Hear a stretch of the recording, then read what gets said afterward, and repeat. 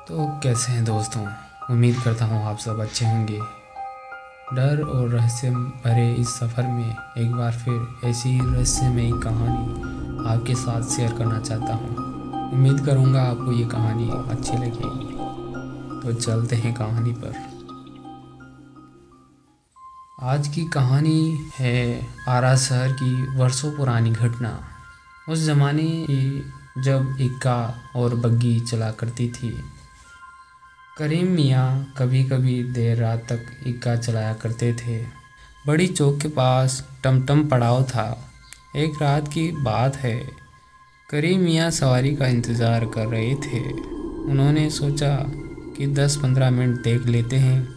सवारी मिली तो ठीक, वरना घर वापस चले जाएंगे। कुछ देर बाद वे घर जाने के लिए इक्का मोड़ रहे थे कि आवाज़ आई, हे इक्के वाले, चलोगे? करीम मियाँ ने देखा, दो बुजुर्ग मौलाना सफ़ेद कुर्ता पैजामा पहने खड़े थे। उनके गले में सोने की चेन थी, एक के हाथ में छड़ी थी। उन्होंने फिर पूछा, चलोगे? क्यों नहीं सरकार, ज़रूर चलेंगे। कहाँ चलना है? हमें नवादा कब्रिस्तान वाले मस्जिद में जाना है और फिर यहीं वापस लौटना है। 10-15 मिनट वहाँ रुकेंगे, चलोगे? चलूँगा हुजूर, रात काफ़ी हो चुकी है, भाड़ा क्या देंगे? देखो इक्के वाले, तुम चलो, तुम्हें उम्मीद से ज़्यादा पैसे देंगे। ठीक है सरकार, आइए बैठिए। आप लोग बड़े आदमी हैं, जो देंगे रख लेंगे। वे लोग इक्का पर बैठ गए। करीम मियाँ ने उसे सड़क पर दौड़ा दिया। मुश्किल से 2 किलोमीटर का रास्ता था। सड़क पर ट्रैफिक भी नहीं था। 10 मिनट में पहुंच गए। दोनों मौलाना उतरे और करीम को इंतज़ार करने को कह दिया और मस्जिद की तरफ बढ़ गए। करीम मियाँ तंबाकू मलने लगे। 15 मिनट बाद वे वापस लौटे और इक्के पर बैठते हुए वापस लौटने को कहा। करीम खान ने इक्के को वापस लौटा दिया। रात के सन्नाटे में दौड़ता हुआ इक्का कुछ ही देर में बड़ी चौक पहुंच गया। मौलाना नीचे उतरे। उनमें से एक ने पूछा, तुम्हारा नाम क्या है?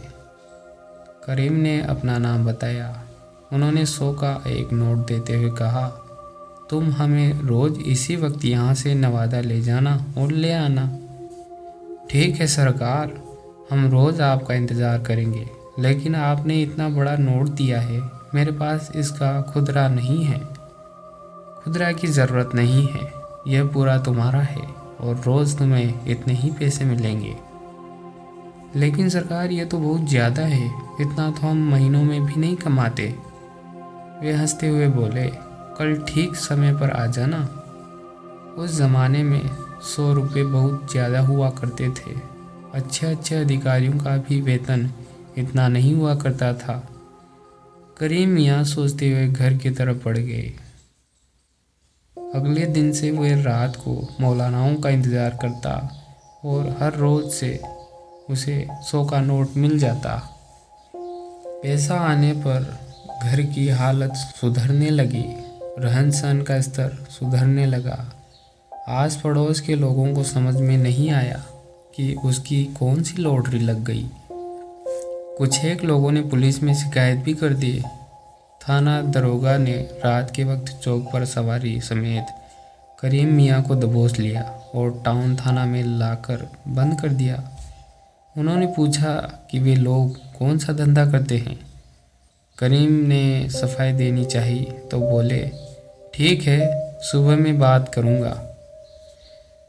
सुबह के वक्त दरोगा थाना पहुँचे तो हाजत में करीम खान अकेला नज़र आया। उन्होंने पूछा, मौलाना लोग कहाँ गए?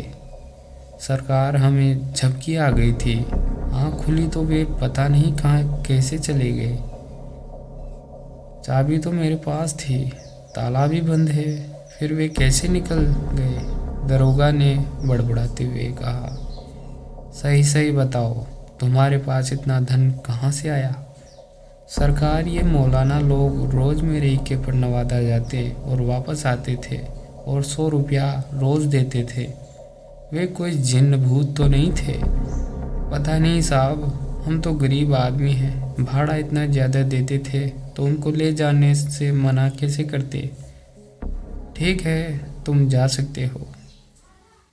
करीम उसके बाद रात रात भर टमटम पड़ाव पर पड़ा रहा, लेकिन वे मौलाना फिर उसे कभी नहीं मिले। दरोगा जी के साथ भी अजीबोगरीब घटनाएं होने लगी।